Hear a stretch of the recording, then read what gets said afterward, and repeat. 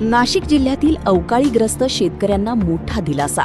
48 कोटींचा निधी मंजूर झाल्याची माहिती समोर आली आहे. नमस्कार, आपण पाहत आहात 24x7 न्यूज रिपोर्ट.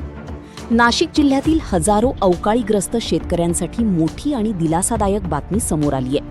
मार्च महिन्यात अवकाळी पाऊस आणि अतिवृष्टीमुळे मोठ्या प्रमाणात नुकसान झालेल्या शेतकऱ्यांना अखेर आर्थिक मदतीचा मार्ग मोकळा झाला असून तब्बल 48 कोटींचा निधी मंजूर झाल्याची माहिती समोर आली आहे. नेमकं काय घडलं, निधी कधी मिळणार आणि या संपूर्ण पाठपुराव्यामागे कोणाची भूमिका महत्त्वाची ठरली, पाहूया हा सविस्तर वृत्तांत. मार्च महिन्यात नाशिक जिल्ह्यात झालेल्या अवकाळी पाऊस आणि अतिवृष्टीमुळे अनेक शेतकऱ्यांच्या उभ्या पिकांचे मोठ्या प्रमाणात नुकसान झाले होते. त्यामुळे आर्थिक संकटात सापडलेल्या शेतकऱ्यांकडून तातडीच्या मदतीची मागणी सातत्याने केली जात होती. याच पार्श्वभूमीवर नामपूर कृषी उत्पन्न बाजार समितीचे संचालक गिरीश नारायण भांबरे यांनी नुकसानग्रस्त शेतकऱ्यांची परिस्थिती प्रशांत तुकाराम भांबरे, शिवसेना विधानसभा समन्वयक कल्याण पश्चिम यांच्या निदर्शनास आणली.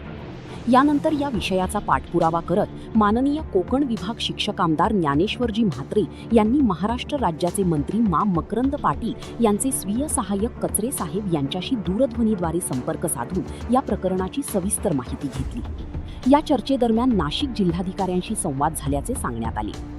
त्यानुसार नाशिक जिल्ह्यातील अवकाळीग्रस्त शेतकऱ्यांसाठी तब्बल 48 कोटींचा निधी मंजूर करण्यात आला आहे, अशी माहिती प्रशांत तुकाराम भांबरे, शिवसेना विधानसभा समन्वयक कल्याण पश्चिम यांनी दिली. याशिवाय संबंधित पात्र शेतकऱ्यांच्या बँक खात्यांमध्ये पुढील 8 ते 10 दिवसात मदतीची रक्कम थेट जमा होईल, असेही सांगण्यात आले आहे. या निर्णयामुळे मार्च महिन्यातील अवकाळी पाऊस आणि अतिवृष्टीमुळे आर्थिक फटका बसलेल्या हजारो शेतकरी कुटुंबांना मोठा दिलासा मिळण्याची अपेक्षा व्यक्त होत आहे. आता शेतकऱ्यांचे लक्ष प्रत्यक्ष मदतीची रक्कम त्यांच्या खात्यात कधी जमा होते याकडे लागले आहे. या निर्णयामुळे अवकाळीग्रस्त शेतकऱ्यांना मोठा आधार मिळणार असला तरी प्रत्यक्ष निधी वितरणाची प्रक्रिया वेळेत पूर्ण होणे तितकेच महत्त्वाचे ठरणार आहे. या संदर्भातील प्रत्येक अधिकृत अपडेट आम्ही आपल्यापर्यंत सर्वात आधी पोहोचवत राहू. हा व्हिडिओ आवडला असेल तर लाईक करा, शेअर करा आणि 24x7 न्यूज रिपोर्ट हे यूट्यूब चॅनल सबस्क्राईब करा. बेल आयकॉन दाबायला विसरू नका.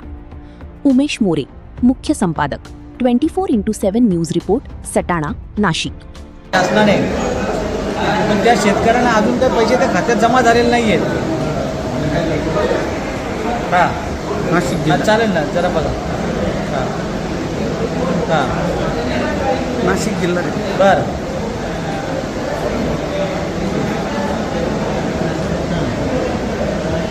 बरं, 48 कोटी मंजूर केलेले आहेत. ओके.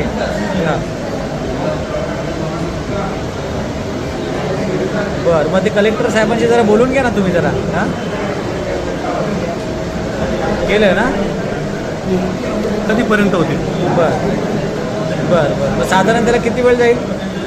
KYC पण झाले, 8-10 दिवसात होईल ना? KYC पण झाले. येस, ठीक आहे. येस, ठीक आहे. Okay okay okay.